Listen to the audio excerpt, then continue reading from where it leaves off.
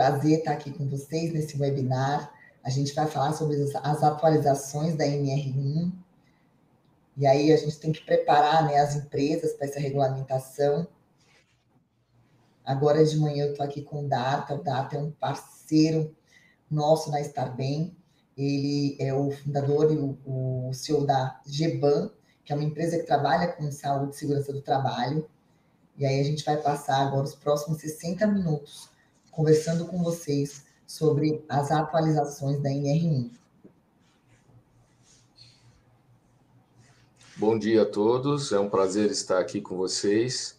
É um assunto muito importante, extremamente relevante agora, né? Não é novidade, né? O risco psicossocial sempre existiu, é que agora há uma obrigação das empresas estarem cumprindo algumas questões que a doutora Thais vai estar expondo para vocês, e mais na frente eu vou passar alguns detalhes da minha área, que seria de saúde e segurança do trabalho. Perfeito. Então, gente, a primeira coisa que a gente tem que trazer para vocês é que a atualização da NR1 foi liberada, né? A redação é de agosto de 2024. Gente, o que isso quer dizer? Eles deram para nós 9 meses, exatos 9 meses e 2 dias, para entrar em conformidade com a nova redação da NR1. A nova NR1, a vigência é a partir de 26 de maio de 2025. Não é que nós precisamos começar a fazer o plano, a ver o questionário, o risco psicossocial só em maio. Não, em maio é a vigência. Em maio nós temos que já ter o plano, temos que ter o risco psicossocial mapeado, e por isso a redação foi de agosto, foram dados 9 meses, e a partir de 26 de maio de 2025, a atualização da NR1 entra em vigor. E o que veio de novo nisso? Foi o foco nos fatores psicossociais no gerenciamento dos riscos.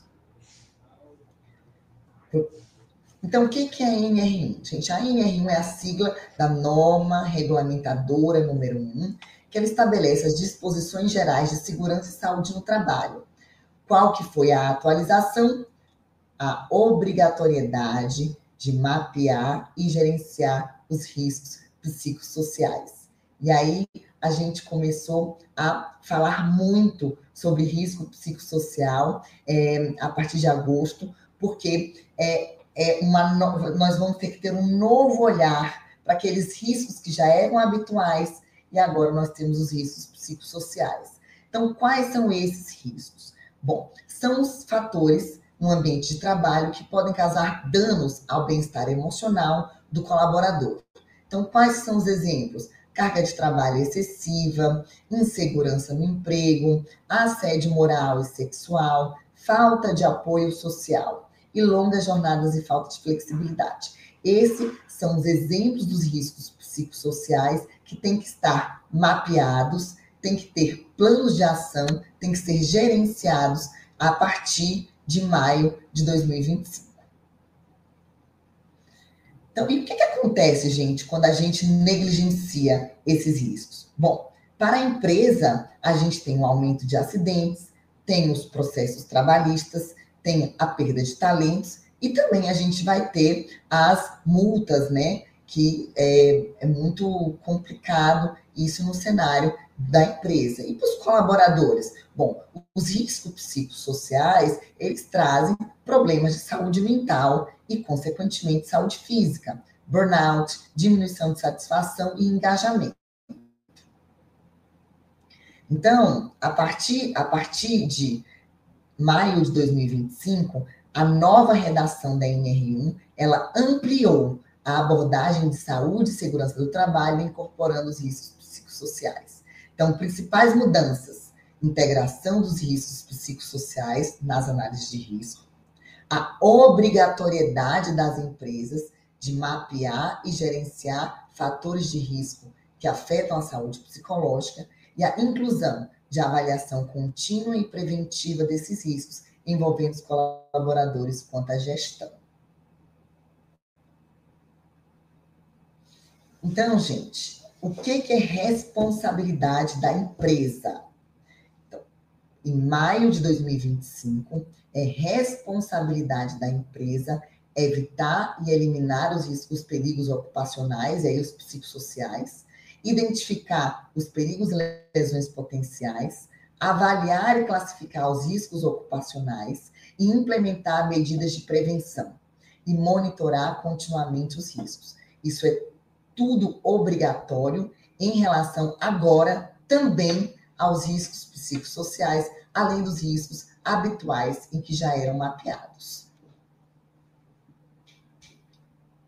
Então, o RH das empresas, ele precisa estar atento para identificar, avaliar e mitigar os riscos psicossociais, incluir os riscos psicossociais no PGR, no Programa de Gerenciamento de Riscos, garantir treinamento para os líderes e equipes, treinamentos focados na mitigação e prevenção dos riscos psicossociais e documentar e monitorar as ações. Isso precisa estar documentado e a gente vai falar como é essa documentação em breve. Os trabalhadores, eles precisam, eles são obrigados a fazer a percepção dos riscos, tem que ter uma consulta sobre os riscos, isso é através de um questionário. Se tiver a CIPA, tem que utilizar a CIPA, tem que ter uma comunicação clara dos riscos psicossociais e das medidas previstas no plano de ação. A empresa deve comunicar claramente para o colaborador qual é o risco psicossocial e o que está sendo feito e quais são as medidas do plano de ação.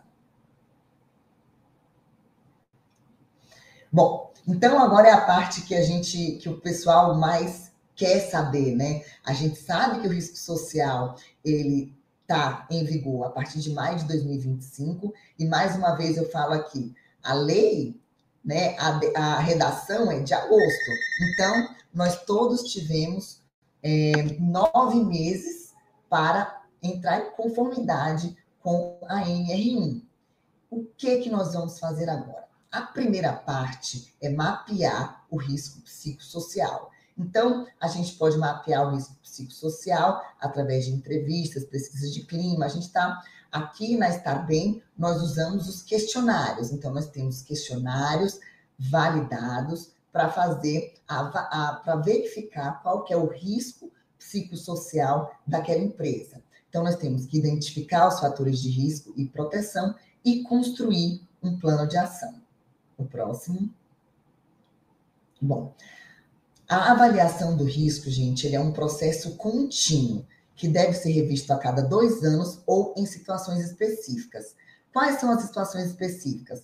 Após medidas de prevenção, mudanças tecnológicas ou organizacionais, acidentes ou doenças relacionadas ao trabalho e solicitações justificadas da CIPA. Vejam, aqui a gente tem uma primeira mudança interessante em relação à NR1. Todos os riscos que tinham sido mapeados anteriormente a maio de 2025, como a gente teve uma mudança da redação, a gente vai precisar avaliar esses riscos e incluir o risco psicossocial. Então, na sua PGR, lá, a partir de 26 de maio de 2025, tem que ter o risco psicossocial. E aqui, a Equidata, eu vou pedir para você contribuir para a gente como que eles chegam nos níveis de risco. Tá no mudo, Data. Então, essa questão dos níveis de risco é bem complexo. Nós temos riscos físicos, químicos, biológicos, riscos de acidentes e os riscos ergonômicos, né? Quando a gente fala, por exemplo, um risco físico, a gente vai monitorar, vai fazer uma medição, vai ver na norma quais são os limites de tolerância, vai orientar a empresa a utilização de um EPI, de uma jornada de trabalho. Então, você tem como ter essa severidade, né? Saber se aquilo realmente vai gerar, mas você tem como medir. Agora, trazendo isso para o risco psicossocial, quando a gente faz uma vistoria, a gente não tem como, né? O técnico não tem como chegar na empresa e ir perguntando para cada funcionário como que ele está se sentindo, se o ambiente é saudável, enfim. Numa vistoria a gente não vai saber, é muito subjetivo. Então, vai ter que se ter realmente um monitoramento, né, através de pesquisas de satisfação, de questionários, para o funcionário colocar para fora aquilo que ele está sentindo. Né? Então, num primeiro momento, a gente não vai ter um grau de severidade assertivo para a empresa, se é baixo, se é médio, se é alto.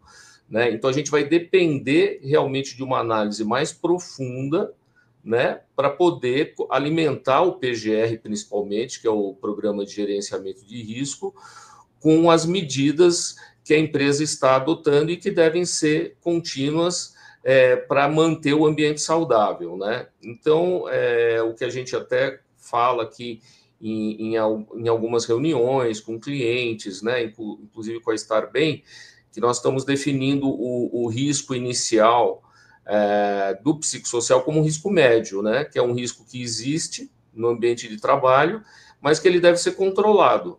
Né? Agora, a situação atual da empresa perante ao risco psicossocial, nós só vamos ter a certeza de como a empresa está depois que se implementar as situações de pesquisa, de monitoramento, que realmente você vai ter dados, né? Dados para poder a empresa ter um norte ali, né? Se ela estiver fora da rota, a gente vai ter que corrigir essa rota. Então, é muito importante, tanto a assessoria de saúde e segurança do trabalho, ter esse respaldo do RH, né, com essas informações. Então, a RH vai ter que criar, né, ou criar internamente, se ela tiver conhecimento técnico, ou vai ter que buscar um parceiro como a Estar Bem, que vai estar ali auxiliando e fazendo toda essa gestão de informações. Seria mais ou menos... aqui então, foi colocado nesse quadro, a gente até colocou essa seta como médio, né? Estamos definindo como médio inicialmente o risco psicossocial, porque você precisa criar controles adicionais, né, para poder reduzir o risco, porque o risco ele existe. O risco psicossocial ele sempre existiu dentro das empresas, só que agora ele vai ter que ser medido. Né? Porque hoje as questões de afastamento, né, se você for ver as classificações, situações de risco psicossocial está hoje em terceiro lugar em questões de afastamento. Então, tanto o Ministério do Trabalho e Emprego como o INSS achou por bem que a NR1 incluísse agora o risco psicossocial. Né? Então, ele está entrando já inicialmente como médio, né? Até se fazer realmente um levantamento mais técnico para a gente saber. De repente, aquela empresa, por exemplo, de telemarketing, eles têm jornadas excessivas de trabalho, trabalham com ruído, com situações de estresse. De repente, naquela empresa não é médio, é grave. Né? Então, tá pior do que a gente imaginava. Então, a empresa vai ter que tomar ações ali internas, através do RH, através do seu parceiro, que cuida dessa parte, né, de saúde mental, para definir quais ações, naquele caso, vão ser tomadas. E como a Thaís falou, muitas dessas empresas têm a CIPA, que é a Comissão Interna de Prevenção de Acidentes, e a CIPA, como faz todo o gerenciamento ali dos riscos que tem na empresa, ela vai ter que estar realmente ativa, né, para verificar se está sendo feito o monitoramento, se estão sendo tomadas medidas e para realmente mitigar a situação do risco psicossocial.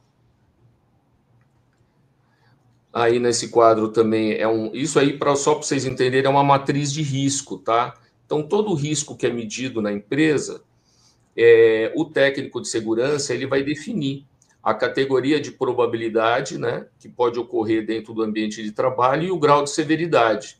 Aí colocamos esse círculo no médio, né, no 3C, que é um ponto de partida, né, que nós estamos tomando com relação ao psicossocial. Então, estamos iniciando dessa forma, mas como eu falei, o PGR ele é um programa vivo, né? Ele pode ser modificado e atualizado a qualquer momento. Então, se a área de segurança do trabalho tiver uma informação do RH, olha, nós temos aqui o monitoramento, a empresa apresentou esse gráfico, a insatisfação está muito baixa, veja a possibilidade de a gente estar diminuindo esse grau de médio para baixo, por exemplo, né? Então, a gente precisa de elementos para poder alimentar esses programas, para eles ficarem bem próximos da realidade da empresa. Qual o próximo quadro? Aqui seriam a parte de obrigatoriedade, né? Que através do cumprimento das normas regulamentadoras, a empresa vai estar eliminando ou reduzindo os riscos, né? Então, essa classificação dos riscos ocupacionais, que é aquilo que eu falei no início, que tem riscos físicos, químicos, biológicos, ergonômicos e de acidentes. No caso do risco psicossocial, ele está sendo entendido como um risco ergonômico. Então, quando vocês forem analisar o PGR da empresa de vocês precisam avaliar se está o risco psicossocial, se ele vai estar ali demonstrado como um risco ergonômico. Se puder colocar, por favor, mais um pouquinho mais para frente, eu não sei se já está o quadro, esse é um plano de ação, tá? Esse é um plano de ação dentro do PGR. Aqui destacamos em vermelho o que inicialmente vai ser colocado em questões de risco psicossocial, né? Temos aí ações de prevenção, mapeamento, né? Então, o que acontece? O fiscal do trabalho, quando chegar na empresa, ele vai ver o plano de ação constante do PGR. E o que o fiscal faz? Ele quer ver não só o que está escrito no plano de ação, ele quer ver ações, né? Nesse caso, ações de prevenção, o que a empresa está fazendo? Ela tem isso documentado?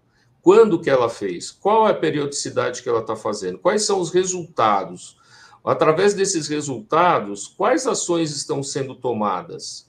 Né? Então, a empresa ela tem que tomar muito cuidado com o que está no plano de ação, porque senão chega o fiscal e vocês não vão ter o que mostrar, não vão ter nenhuma medição.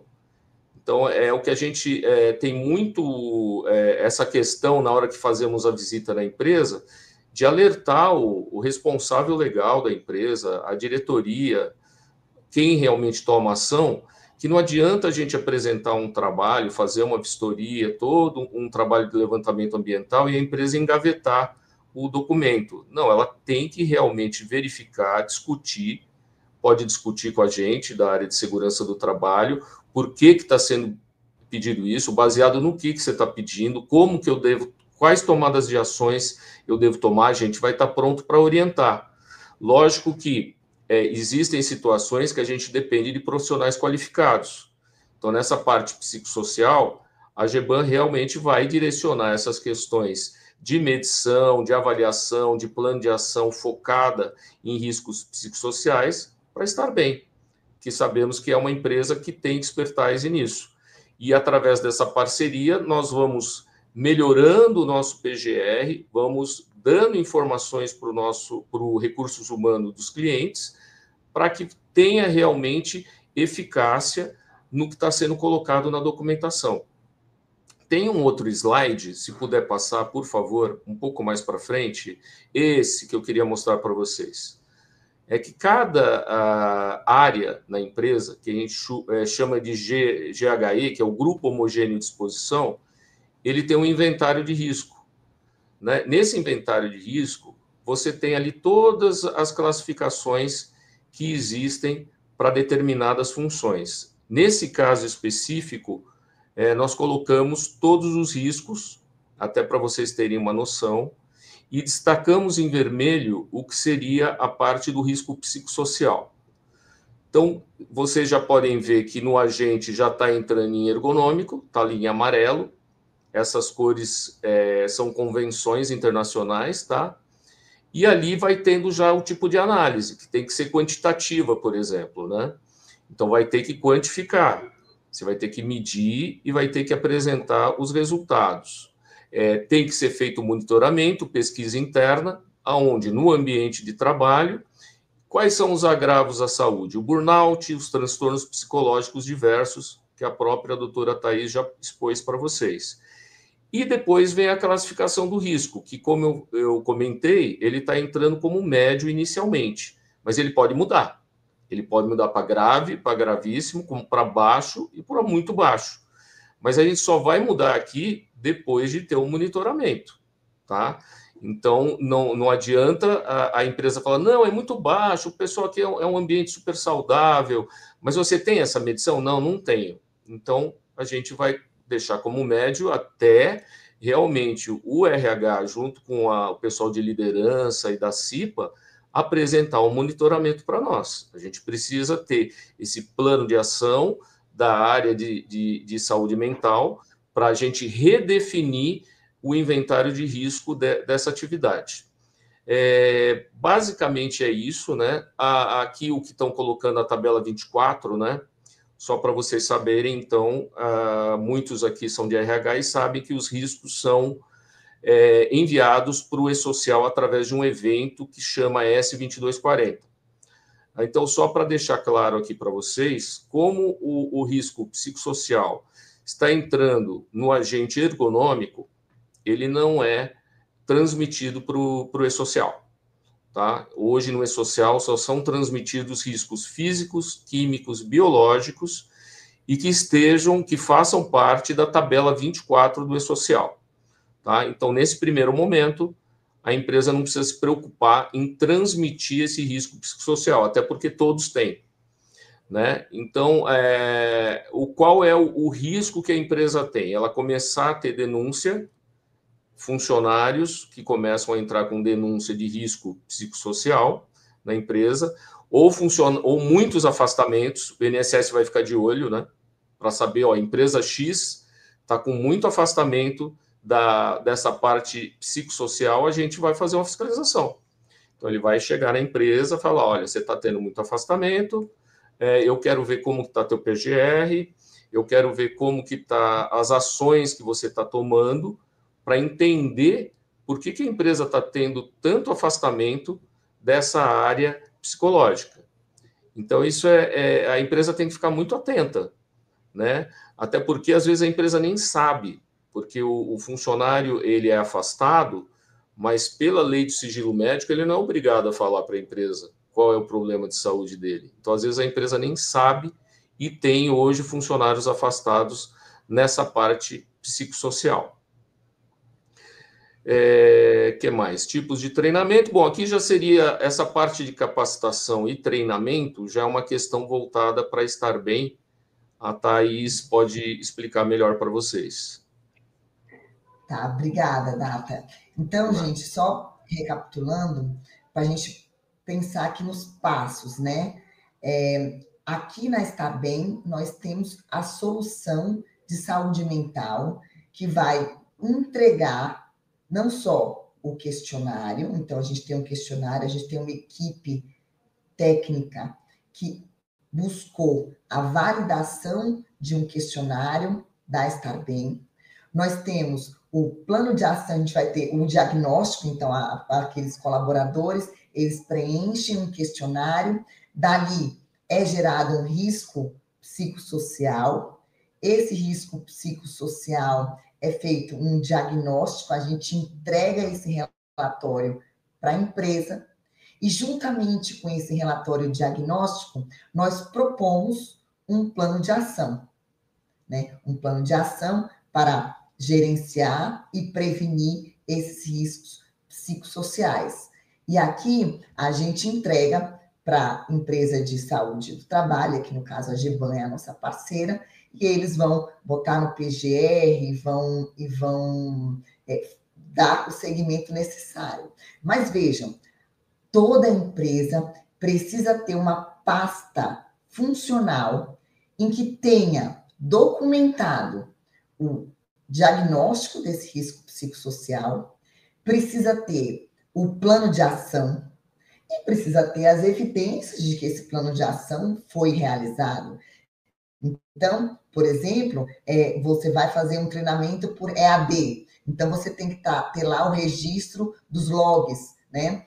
E dos resultados por um mínimo de 2 anos, por exemplo. Então, a gente tem que ter o plano de ação e a evidência de que aquele plano de ação está sendo executado. Não é só, como o Darta falou, de ter o plano e apresentar o plano, porque o avaliador, o fiscal, quando chegar lá, ele vai querer saber o que de fato está sendo realizado, tá? Então, pode passar o próximo, por favor. Então, gente, além desses treinamentos, que são os treinamentos da liderança, os treinamentos para os colaboradores em relação ao risco psicossocial, os riscos psicossociais, a gente tem também a preparação e os treinamentos para emergência, os primeiros socorros relacionados aos riscos psicossociais. A gente pode ter exercícios simulados também para que a gente capacite os colaboradores a como agir frente a um desses riscos psicossociais que podem acontecer na empresa. Então, a gente trouxe para vocês como que nós, na Estar Bem, temos toda essa solução. Então, a gente tem o questionário, que ele é um questionário validado, e aí a gente desenvolve o plano de ação. O plano de ação, ele vai envolver prevenção, intervenção e o acompanhamento. Então, a prevenção, a gente vai ter os programas de bem-estar, tem os treinamentos, as palestras, a gente tem o apoio psicológico. E aí, na intervenção, a gente tem também os treinamentos em soft skills para as lideranças, o apoio psicológico. Então, o paciente, o colaborador, ele vai ter ali o suporte de psicologia. Na Estar Bem, a gente tem um suporte emocional por AI, por inteligência artificial, 24 horas, 7 dias da semana. E o acompanhamento, porque você faz o questionário, você inicia o plano de ação, então você faz os treinamentos, você dá o suporte emocional, e aí você tem que monitorar. Esse monitoramento nós convencionamos fazer a cada 3 meses. E aí é quando o Data diz que você vai reposicionar, ver como que a empresa está evoluindo em relação ao risco psicossocial frente às ações que foram implementadas. E um RH, gente, que está atento a essas mudanças, não só a questão de estar, não só a questão de você estar alinhado com a regulamentação, que é obrigatório, você tem os ganhos da diminuição do absenteísmo e do presenteísmo, o aumento do engajamento da produtividade, a melhora da reputação da empresa e a redução dos custos com saúde e processos trabalhistas. Bom, então eu vou trazer algumas mensagens e aí a gente vai abrir para responder as perguntas de vocês, mas eu já quero dizer que a gente vai disponibilizar um e-book com todas essas informações para vocês, ok? Mas quais são as mensagens principais? Então, foi necessário rever a redação da NR1 por conta de um problema de saúde pública, que são os riscos psicossociais. Então, nós sabemos, e o Darta já falou, o número de afastamentos por questões emocionais, de saúde emocional, só tem crescido. E essa redação foi de agosto do ano passado, então todas as empresas tiveram 9 meses para se adequar. Então, isso é um mito, dizer, então a partir de maio eu vou ter que começar a me adequar. Não. A partir de maio você tem que estar com o seu plano pronto para apresentar para os fiscais, a partir de 26 de maio de 2025. Então, está bem pertinho. E como que nós vamos fazer isso? Então, tem empresas que são especializadas em auxiliar nessa conformidade com os riscos psicossociais. Então, a gente entra junto, a gente mapeia o risco psicossocial, a gente entrega o diagnóstico e a gente entrega o plano de ação. E as empresas de segurança do trabalho vão lá e aí fazem aí sobem, deixam na pasta funcional, tudo adequado. A gente faz o monitoramento e o acompanhamento, se for o desejo das empresas também, tá? E isso, claro que o benefício maior é a redução dos riscos, a redução dos problemas de saúde emocional e dos custos com acidentes e doenças.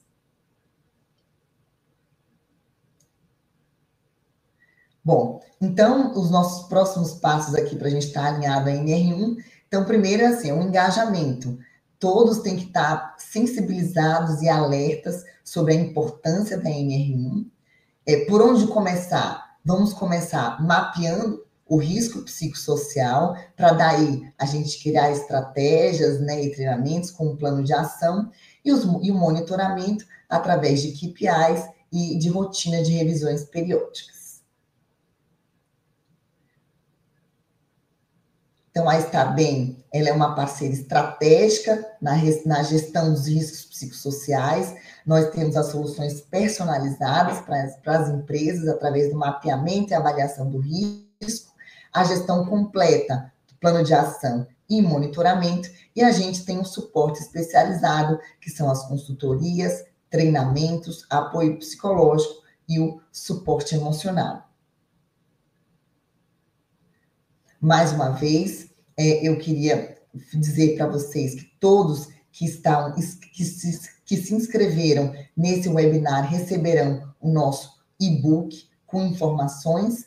Isso aqui ficará gravado, então vocês podem revisitar e ver os slides mais uma vez, e agradecer ao Darta, tá, Darta, pela sua participação. E agora acho que a gente pode ter um tempinho, aí tem 30 minutos, um bom tempinho para a gente responder as perguntas. Bom, então, aqui a Jennifer Vilas Boas perguntou, Darta, qual porte de empresa deve se preocupar com a NR1? Então, esse é um caso, né, que a gente vive aqui no dia a dia, não só com relação ao risco psicossocial, mas todos, né? Então, às vezes, uma empresa tem 2 funcionários, 3 funcionários, ela fala, nossa, mas eu preciso fazer todas essas normas, eu preciso ter um PCMSO, um PGR, um controle. O que a gente fala? Tem que fazer, né? A obrigação é para todas as empresas, né? A não ser que você seja um microempresário, que você não tem risco físico, químico, biológico, que você emitiu uma declaração de isenção de risco, aí é uma situação muito específica. Mas tirando esses casos muito pequenos, todas as outras empresas precisam cumprir com as normas, precisam ter vistoria, apresentar quais são os riscos. Então, nesse caso, Jennifer, que você está perguntando, é qualquer porte, tá? Porque às vezes você tem uma empresa com 3 funcionários, super estressante, e às vezes tem um com 50 que é uma maravilha de trabalhar, não tem como a gente saber, né? É só realmente monitorando e provando, né? Então, você tem que ter elementos para você estar tranquila de que essa parte da saúde mental está controlada na sua empresa, independente do tamanho dela. A Érica Coutinho Alves pergunta, no processo de vistoria e auditoria, caso ainda seja necessário a empresa fazer algo ou evidenciar algo, a empresa notificada antes e tem prazo para ajuste ou já recebe a multa? Toda notificação que a empresa tem não pode ser reincidente, tá? Então, a primeira notificação, normalmente, a delegacia de vistoria, eles dão prazo. Não são prazos grandes, né? O que a gente vê no dia a dia é que é questão de 15, 30 dias, você já tem que estar apresentando alguma coisa, não apresentando naquele prazo, a empresa já é multada, tá? Então, normalmente tem, mas como que a gente fala que todo vistoriador, assim, toda auditoria feita pelo Ministério do Trabalho e Emprego, depende muito do fiscal, né? Depende muito do histórico da empresa, né? Então, eu não sei, Érica, se sua empresa já teve notificações anteriores, porque isso é catalogado lá, e se essas notificações que tiveram foram corrigidas, né? Se as situações foram corrigidas ou não. Então, depende muito também do histórico da sua empresa com relação a essas notificações. Essa é a pergunta de 1 milhão. Qual a multa para as empresas que não se adequarem? Então, normalmente a multa, você acha na NR 28, tudo depende do grau de risco da empresa, que vai de 1 a 4, depende da quantidade de funcionários, tá? Então, assim, quanto maior a empresa, maior a multa. Eu oriento a você dar uma pesquisada na NR 28, né? E também com a tua assessoria de segurança do trabalho, para saber qual o grau de risco que está no PGR. Aí você vai ter ali uma noção. Normalmente a multa é por funcionário, tá? Então, se você tiver ali 50 funcionários na empresa, é 50 vezes o valor da multa. Mas é bom você pesquisar na norma diretamente. A Cristiane Santos. A fiscalização será feita aleatoriamente ou a partir de denúncias?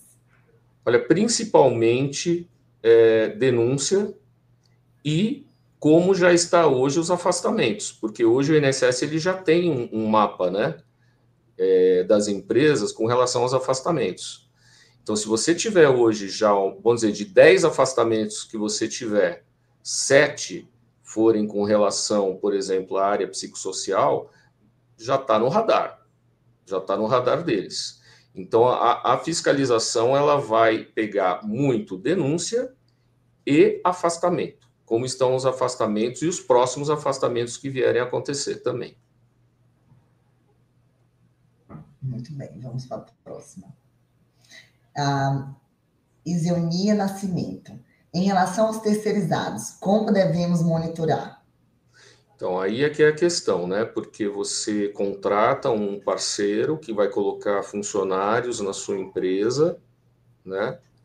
E, de repente, esses funcionários não estão no ambiente da empresa que eles foram contratados, eles estão no ambiente da sua empresa, né? Então, como fazer? O que a gente orienta o RH nesse quesito é que esse terceirizado participe do monitoramento, mas que esse monitoramento tenha uma forma, aí vocês têm que adequar com quem for fazer o monitoramento, de separar quem é terceirizado e quem não é.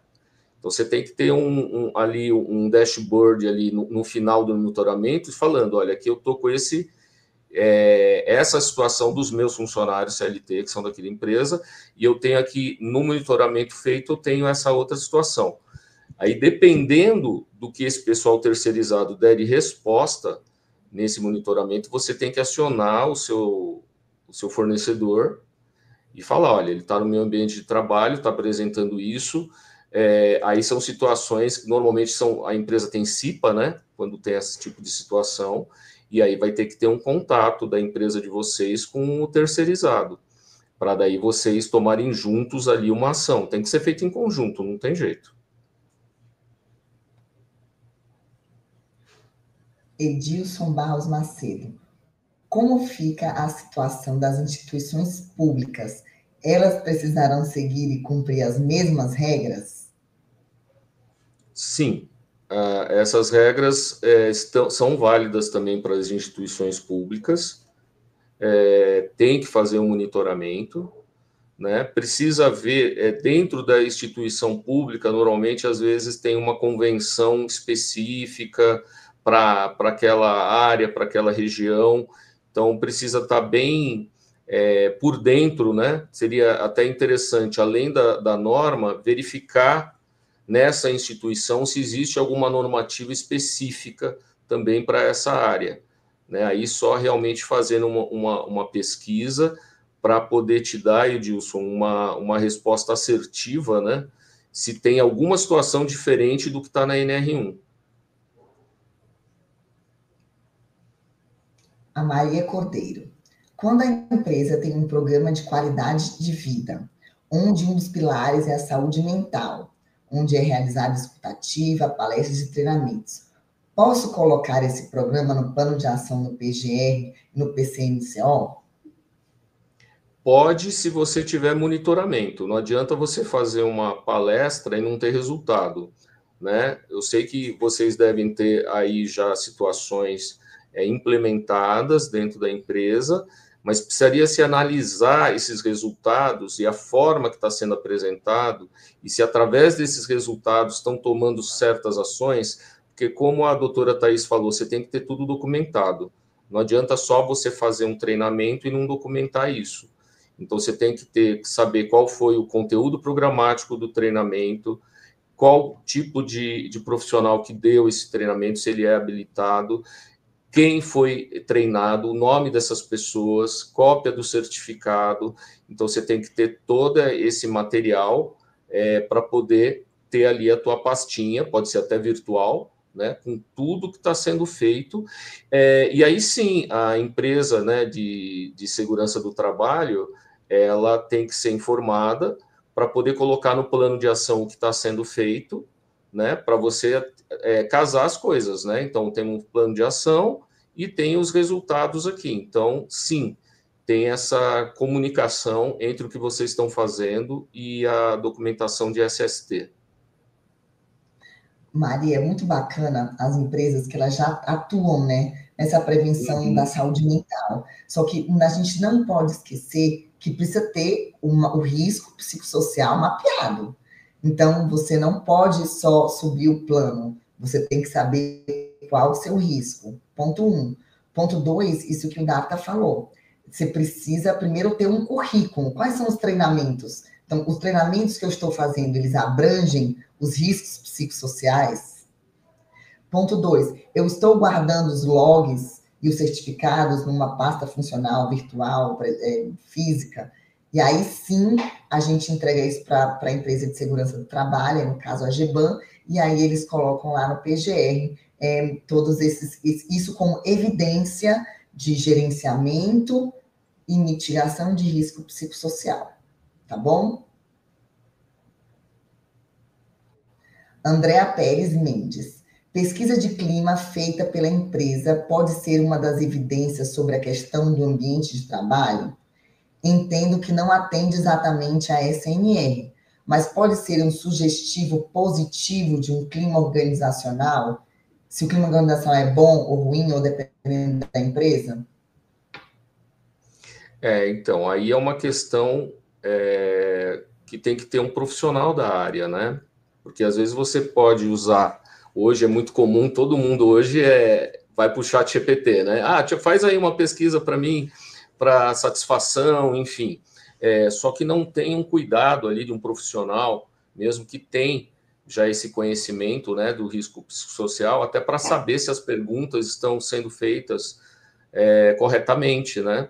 Então, precisa analisar, porque às vezes a empresa acha que está ali no caminho, mas está um pouco desviado, e aí vai precisar de um apoio de uma empresa que tem realmente conhecimento dessa área para, de repente, acertar ali o trilho, né? Para seguir em frente. Então, é interessante ter essa pesquisa? Mas se ela vai estar atendendo ou não a NR1, aí você vai precisar, Andréia, de um profissional mesmo, né, dessa área, da área de psicologia, que tenha conhecimento da NR1 para poder falar se você está no caminho correto ou se tem que fazer alguma adequação.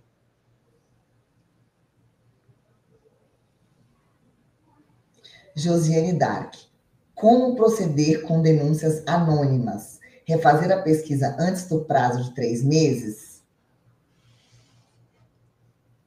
Então, denúncia anônima, né, a gente precisa entender, se já foi implementado a pesquisa, vai depender muito dos resultados dela. Se o resultado não tiver muito satisfatório, é uma questão que a empresa já acendeu aquela lanterninha vermelha, né? Então, a gente já está numa situação, através do monitoramento, que não tá indo bem. Vai ter que entrar já com um plano de ação. Mas aí você só vai fazer de novo uma nova pesquisa, ou depois de 3 meses, ou até antes, como você está propondo aqui, se você já tiver com um plano de ação em andamento, né? Senão não vai adiantar muito, vai acabar sendo redundante, às vezes o funcionário fica chateado e fala, agora eu coloquei que estava tudo bem, agora eu vou pôr que não está.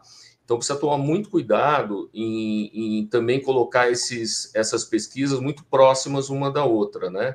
Então precisa ter a pesquisa, mas precisa ter também o plano de ação sendo executado, para daí sim você fazer uma nova pesquisa. Tiago da Silva Gomes. Trabalho a céu aberto. Estresse por atendimento a clientes porta em porta. Trânsito. Suprimir as emoções. Podem ser riscos psicossociais? Com certeza, Tiago. Não é porque a pessoa trabalha até sozinha, né? Está fora na área de vendas, não quer dizer que ele não tenha risco psicossocial. Acho que só de viver em certas cidades aqui no Brasil, o risco psicossocial faz parte do nosso dia a dia, né? Então, tem sim, tem que ser mapeado, e a possibilidade desses profissionais estarem com estresse é muito alta, e aí é uma questão que o RH tem que entender, né? Como que é a jornada de trabalho desses profissionais, até para adequar.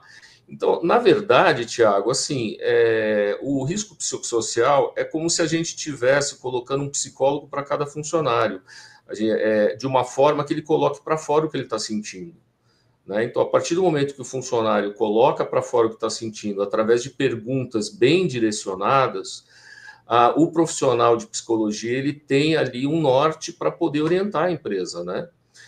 Eu acho até interessante, Thaís, eu não sei como está essa questão das pesquisas. Certas empresas você tem que separar por área a pesquisa, né? Por departamentos. Sim. Então, por exemplo, esse pessoal que trabalha em céu aberto, de repente tem que estar mapeado, separado de quem está dentro do escritório, porque podem ser realidades diferentes, né? Porque às vezes a realidade de quem está no escritório não é a realidade de quem está em céu aberto. Então, às vezes, o pessoal do céu aberto dá muito mais estresse do que quem tá dentro de um escritório ali, tranquilo, né? Então, faz todo sentido essa divisão também por área. Sim, o questionário, ele validado, ele vê o tamanho da empresa. Porque tem empresas que não faz sentido diminuir por área, mas depende da empresa, da segmentação, do gênero, né? Aí você tem que entrar num nível de granularidade menor para você ser mais preciso em relação ao risco psicossocial e às ações que devem ser tomadas.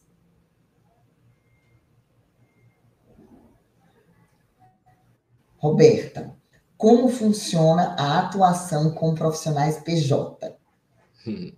Então, o PJ, essa é uma questão que muitas empresas aí estão adotando esse modelo de contratar PJs, né? É bom, porque você acaba dando uma remuneração melhor, diminuindo os custos trabalhistas, né? Mas fica essa questão, porque realmente na ANR eles colocam apenas quem é CLT, né? Então, o PJ, que é aquele profissional que você fechou esse contrato de parceria, não entra. Você pode até colocar ele numa situação interna da empresa que você acha que é interessante, monitorar eles também, mas a fiscalização ele vai estar calcada com relação a quem é CLT. Até porque não vai ter esse afastamento, vamos assim dizer, no INSS, do PJ, não vai aparecer o nome da sua empresa, entendeu? Então, é uma questão interna tua aí, Roberta, de repente estar incluindo eles também no monitoramento, mas aí eu indicaria, dependendo da quantidade que você tiver de PJ, né, fazer essa segmentação na hora de pesquisar.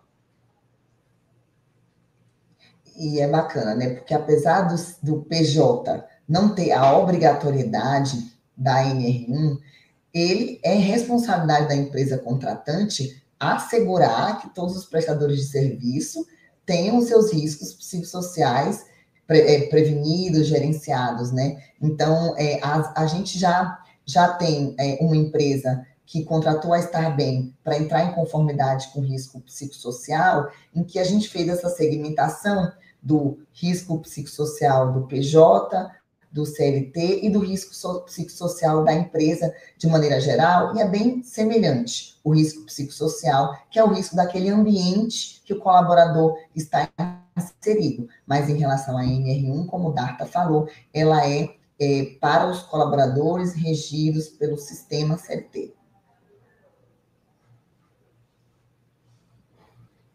Desirê Oliveira.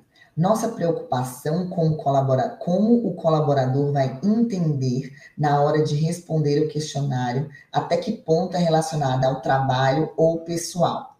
Porque hoje os colaboradores já vêm emocionalmente doentes para o trabalho por fatores externos. Eu vou responder, tá, Darta? Claro. Para a gente ter um questionário.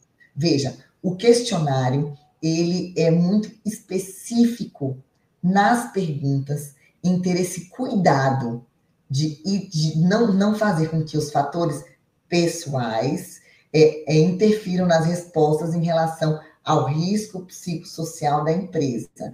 Então, os questionários Desirê, adequados e validados, eles são muito assertivos em relação a isso.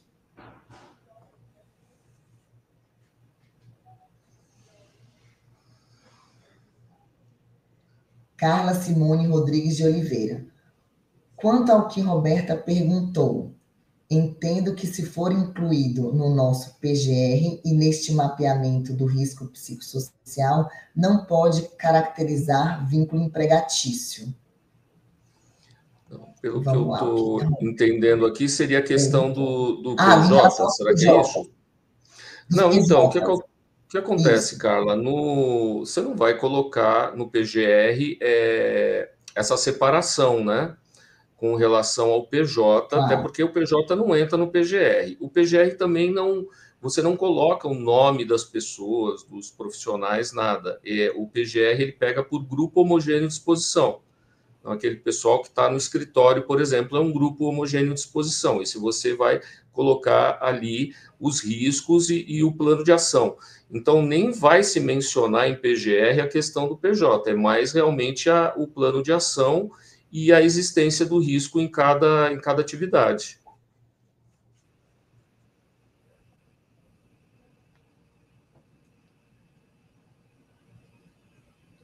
Quem poderá emitir esses questionários?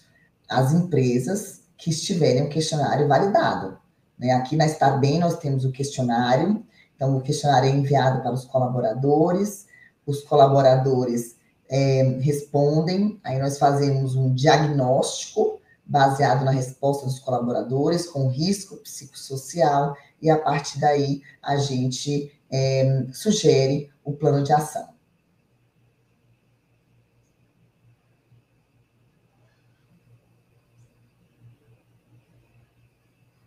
Bom, então todos vocês vão receber o e-book com as informações sobre a NR1. Se puderem, por favor, respondam aqui a pesquisa para saber como que foi o nosso webinar de hoje. Eu queria agradecer, como diretora de saúde da Starbem, a presença do Darta, o D'Artagnan Farina, ele é o fundador, né, o CEO da GBAN, que é uma empresa de saúde e segurança do trabalho, parceira da Starbem. Muito obrigada, Darta, por mais uma vez. Obrigado a você pelo convite. Terceira ou quarta vez que estamos juntos tratando esse assunto, que é o assunto da NR1. Muito obrigada. Nada, obrigado a vocês e obrigado por todos aí pela participação. A gente está à disposição, qualquer dúvida depois que vocês tiverem. O Thaís, um dos nossos contatos estão na apresentação que eles vão receber, né? Sim. Ah, legal, porque daí se alguém tiver mais alguma dúvida, a gente está à disposição.